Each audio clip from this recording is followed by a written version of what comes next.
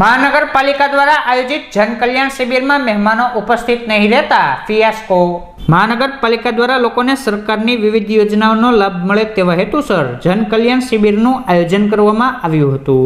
આ જનકલ્યાણ શિબિર માટે મહાનગરપાલિકા દ્વારા કેમ્પસમાં સ્ટેજ બનાવી સૌથી વધુ ખુરશીઓ ગોઠવવામાં આવી હતી, પરંતુ કાર્યક્રમમાં મહેમાનો હાજર નહીં રહેતા માત્ર 3 નગરસેવકોએ દીપ પ્રાગટ્ય કરી કાર્યક્રમને પૂર્ણ કર્યો હતો। બાદ લોકોને કાઉન્ટર ઉપરથી વિવિધ યોજનાઓની જાણકારી આપવામાં આવી હતી।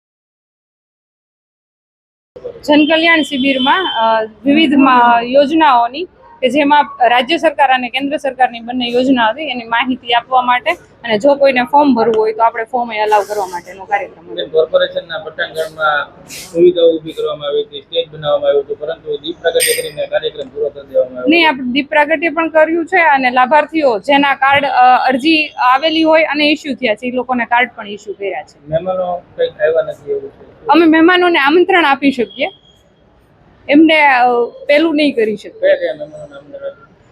દરેક MP, MLA અને આપણા પદાધિકારીઓ, કોર્પોરેટરો, વડવાના કોર્પોરેટરો ઉપસ્થિત રહ્યા હતા કાર્યક્રમમાં। આમંત્રણ આપો છો ત્યારે એમનું કોઈનું કમિટમેન્ટ લેવો છો કે નથી લેતા આવવાનું?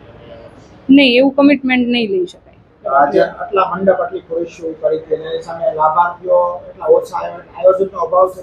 લાભાર્થીઓ તમે અત્યારે જોઈ શકો છો ને 10:30 જોઈ શકો છો કે અમે જે પેસેજમાં ટેબલો લગાવ્યા છે, લાભાર્થીઓ ત્યાંથી માહિતી મેળવી રહ્યા છે, ફોર્મે ભરાઈ રહ્યા છે અને અમે સાંજે 5 વાગ્યા સુધીમાં કેટલા ફોર્મ ભરાણા અથવા કેટલા લોકોએ માહિતી મેળવી એ ચોક્કસ આંકડો આપી શકશું। મેડમ, આજે ખર્ચો કરવામાં આવ્યો છે એ કોના ઉપર?